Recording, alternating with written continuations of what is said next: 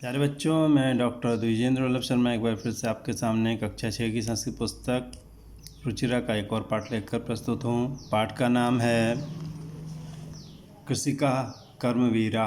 कर्मवीर, कर्म से वीर, कृषिका मने किसान। 10वां पाठ है। तो आइए हम पढ़ते हैं 10वां पाठ। सूर्यस्तपतु मेघा वा वर्षन्तु विपुलं जलम, कृषिका कृषिको नित्यम शीतकालेऽपि कर्मठौ। ठीक है, ये देखिए कृषिका कृषिको नित्यम। कृषिका मने जो महिला किसान और कृषिको मने पुरुष किसान। नित्यम मने रोज। शीतकाले अपि ठंड के समय में भी कर्मठो मने बहुत कर्मठ होते हैं दोनों के दोनों। कब? सूर्यस्तपतु, सूर्य तपता रहे सिर के ऊपर। वामन अथवा मेघा मने बादल, वर्षंतु बरसते रहें। विपुलम जलम, बहुत जल, भारी मात्रा में जल। विपुलम मने भारी मात्रा में, जलम मने जल। मेघ, सूर्य जो है तपे, सूर्य तपता रहे। वामन अथवा मेघा मने बादल, विपुलम जलम, बहुत सारा जल, वर्षंतु मने बरसाते रहें। तो यहाँ पे देखो विसर्ग थे 2 बिंदु, ये स हो गया है। इसे विसर्ग संधि कहा जाता है। संस्कृत में विसर्ग को स हो जाता है। एक आप जब ग्रामर सेक्शन में ज़्यादा डिटेल में पढ़ेंगे इस बारे में। तो सूर्य तपे या मेघ जो है विपुलम, भारी मात्रा में, जलम, जल को, वर्षंतु बरसाते रहें। कृषिका कृषि को, कृषिका मने मजदूरन और कृषिका मने मजदूर। नित्यम मने हमेशा। शीतकाले अपि, ठंड के समय में भी। कर्मठो मने बहुत कर्मठ होते हैं। ये देखिए अपि था यहाँ पे, अ ए में चला गया। पूर्व रूप संधि इसको कहते हैं। आप ग्रामर सेक्शन में विशेष रूप से पढ़ेंगे। ए था, ए के आगे, ए और ओ के आगे अ आ जाए तो वो अ ए में चला जाता है और अपना एक निशान छोड़ जाता है एस का। इससे हमें पता करना चाहिए यहाँ पर अ है। लेकिन इस निशान से पहले जैसे ही ए या ओ हो तो समझ लीजिए यहाँ पे अ है। ये होता ही अ का प्रतीक है, लेकिन यहाँ पूर्व रूप संधि वाली होती है। शर्त यह है कि एस से पहले ए या ओ होना चाहिए। ठीक है, तो किसान, मजदूर या मजदूरन जो है, यानी कि कृषक। कृषक एक तरह से किसान, यानी किसान एक तरह से बहुत भारी भरकम परिश्रम करता है। तो महिला किसान या पुरुष किसान रोज शीतकाल में भी कर्मठ ही रहा करते हैं। दूसरा पढ़ें। ग्रीष्मे शरीरम सस्वेदम, शीते कंपमयम सदा, हलेन च कुदालेन तौ तु क्षेत्राणि कर्षत। उन दोनों किसानों का वर्णन कर रहे हैं कि ग्रीष्म मने गर्मी की ऋतु में, शरीरम मने उनका शरीर, सस्वेदम स्वेद के साथ रहता है, पसीने के साथ रहता है। और शीते मने ठंड में, सदा मने हमेशा, कंपमयम मने कांपता रहता है। हलेन च, हल से, च मने और, कुदालेन मने कुदाल से, तौ तु वे दोनों तो, क्षेत्राणी मने खेत को, कर्षता मने जोतते रहते हैं। वहाँ खेती करते रहते हैं, जोतते रहते हैं। हाँ जी, ठीक है, किसानी करते रहते हैं। तो गर्मियों में उनका शरीर स्वेद सहित रहता है और पसीने के सहित रहता है। स्वेद बने पसीना। और शीते, ठंड में हमेशा कांपता रहता है। लेकिन वो दोनों क्या करते हैं? हल से, और कुदाल होती है, कुदाल से, तो तू वे दोनों तो, क्षेत्राणी खेतों को, कर्षता बने जोतते हैं। ठीक है, वहाँ जुताई का काम करते रहते हैं। पादयोर्न पदत्राणे शरीरे वसनानि नो, निर्धनं जीवनं कष्टं सुखम दूरे ही तिष्ठति। तो पादयोर न पदत्राणे, पैरों में उनके पदत्राण नहीं होता। पदत्राण में जूते। पैरों में उनके पदत्राणे मने पदत्राण, और शरीरे, शरीर में, वसनानि मने कपड़े, नो मने नहीं होते। पैरों में नहीं होते जूते और शरीर में नहीं होते कपड़े। विसर्ग था, विसर्ग को स को रू का र हो गया इधर। पादेव न, पैरों में नहीं होते, पदत्राण मने जूते, और शरीर में नहीं होते कपड़े। तो उन क्या होता है? निर्धनम जीवनम कष्टम सुखम दूरे ही तिष्ठति। निर्धनम जीवन, जीवन क्या होता है उनका? बिल्कुल निर्धनम मने निर्धन होता है, गरीबी में बीतता है। कष्टम, कष्ट में बीतता है। सुखम दूरे ही तिष्ठति, ही मने निश्चित तौर पर, सुखम मने सुख जो होता है वो दूरे तिष्ठति, दूर रहता है। सुखम मने सुख, दूरे ही तिष्ठति, दूर रहता है। तो जीवनम निर्धनम जीवनम, निर्धन होता है जीवन, और कष्टम कष्टमय होता है। ही निश्चित तौर पे, सुखम दूरे तिष्ठति, सुख जो होता है दूर रहता है। तो पैरों में उनके जूते नहीं, शरीर में कपड़े नहीं रहते और जीवन बड़ा निर्धन ढंग से बिताते हैं, गरीबी में और कष्टपूर्वक तकलीफ होती है और ही निश्चित तौर पर सुखम दूरे तिष्ठति, किसानों से सुख तो दूर ही रहता है। गृहं जीर्णं वर्षासु वृष्टिं वारयितुं चमं तथापि कर्मवीरत्वं कृषिकाणां न नश्यति।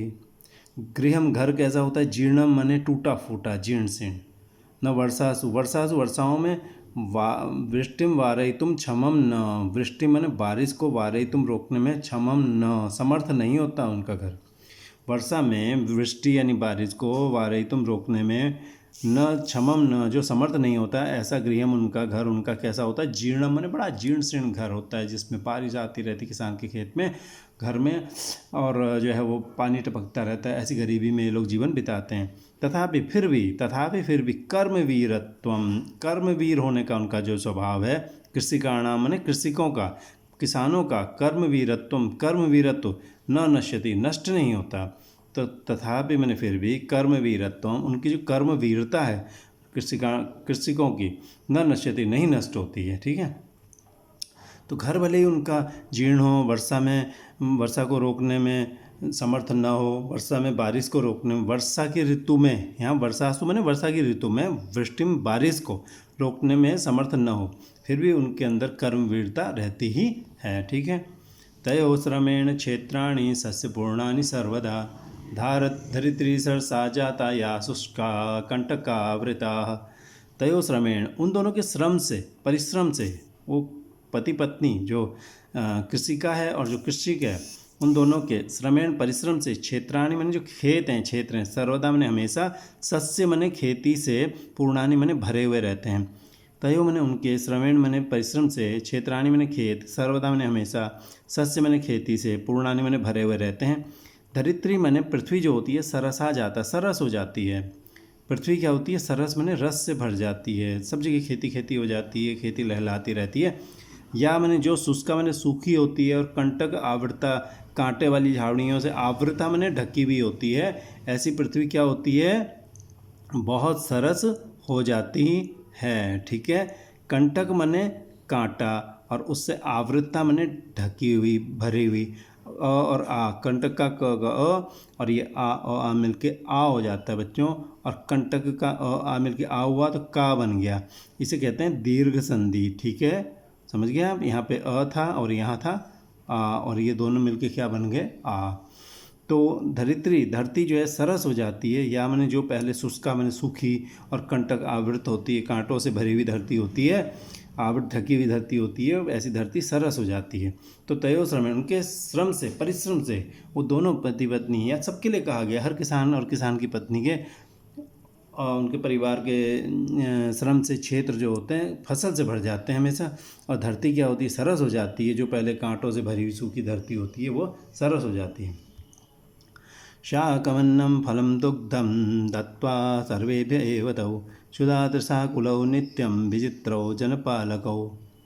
अब देखिए, शाकम साग, आदम इधर जाएगा और अ इधर जाएगा। शाकम मने साग, और अन्नम मने अन्न, फलम मने फल, दुग्धम मने दूध, दत्त सर्वेभ्य दत्वा सबके लिए देकर, एव मने ही, तौ मने वे दोनों, क्षुधा तृषा कुलो, क्षुधा मने भूख और तृषा मने प्यास से, आकुल जो है नित्यम निश्चित रूप से, विचित्र जनपालकों, विचित्र जनपालक हैं। विचित्र जो है जनपालक माने लोगों को पालने वाले, ऐसे भूख और प्यास से आकुल हुए, ऐसे विचित्र जनपालक हैं। मतलब ये जो दोनों पति पत्नी, किसान और किसानी हैं, उसकी पत्नी हैं, वो जनपालक हैं, लोगों को पालते हैं, दुनिया को पालते हैं। अगर किसान खेत न करे तो हमें रोटी सब्जी ये सब चीज़ें न मिलें। तो विचित्र जनपालक हैं, लोगों को पालने वाले हैं। अब वो खुद कैसे रहते हैं, क्षुधा भूख से, और तृषा मैंने प्यास से, आकुलो मैंने आकुल रहते हैं। तृषा प्लस आकुल, और देखो बेटा ये जो शब्द है, ये दो शब्द हैं, इसमें इधर आ है और इधर भी आ है, और दोनों को मिलके आ है, आ मिलके आ हो जाता है, आ मिलके आ हो जाता है तृषाकुलौ। तो क्षुधा मैंने भूख और तृषा से आकुल हैं, नित्यम ने निश्चित तौर पे, विचित्र जो जनपालक हैं, तो ये जो जनपालक होते हैं ये वास्तव में भूख और प्यास से आकुल होते हैं। तो ये क्या करते हैं, साकम अन्नम, शाक अन्न फल दूध देकर, सभी को ये सब दे करके ही वे दोनों विचित्र जनपालक बन जाते हैं हमेशा। लेकिन खुद क्षुधा, ऐसा जनपालक जो खुद तो भूख और प्यास से आकुल है लेकिन दूसरों को पाल रहा है। तो खुद क्षुधा, भूख और प्यास से आकुल, नित्यम हमेशा विचित्र जनपालक है। मैंने ऐसे विचित्र जनपालक हैं जो खुद भूख प्यास से तड़प रहे हैं लेकिन सबका पेट भर रहे हैं। चलिए थोड़े से शब्द हैं, इनको पढ़ लेते हैं तेजी से। शब्दार्थ हैं ये। शब्दार्थ, तपतु मैंने तपाए, जलाए, में बर्न, विपुलम अत्यधिक, इन लार्ज अमाउंट, कर्मठो निरंतर क्रियाशील एक्टिव, सस्वेदम पसीने से युक्त फुल ऑफ स्वेट, पदत्राणी जूते शूज, वसनानी कपड़े क्लॉथ, जीर्णम पुराना ओल्ड, वारयितुम दूर करने में, इन रिमूविंग, क्षमम समर्थ एबल, यशस्वी पुरानी फसल से युक्त फुल ऑफ क्रॉप्स, धरित्री पृथ्वी अर्थ, कंटकावृता कांटों से परिपूर्ण फुल ऑफ थॉर्न्स, क्षुधा तृषा कुलो, भूख प्यास से वैचेन, distressed with hunger and thirst. ठीक है, ये शब्दार्थ हो गए। मुझे उम्मीद है आपको ये पसंद आया होगा। अगर पसंद आया तो आप इसे लाइक सब्सक्राइब कर सकते हैं। अगर पसंद नहीं आया तो कमेंट बॉक्स में जाकर ज़रूर लिखें कि इसमें आपको क्या ख़राब लगा। आपको एक बात और बता देते हैं, हमारा चैनल रुचिरा प्लस हमारा एक और चैनल AMODINI शर्मा, ये दोनों चैनल हैं। इसमें आप जाकर के प्ले लिस्ट में जाएँ। चैनल पर जाने के बाद आप प्लेलिस्ट में जैसे जाएंगे वहाँ आपको क्लास वाइज 6ठी से 8वीं तक की आमोदनी, 9th-10th की सेमुसी, 9th-10th हिंदी में लगने वाली संस्कृत विनोदनी प्लस रुचिरा तथा भविष्य में अन्य भी पाठ आपको मिलते रहेंगे। आगे के लिए अगले पाठ की प्रस्तुति जब तक हो तब तक आपसे विदा लेते हैं। धन्यवाद।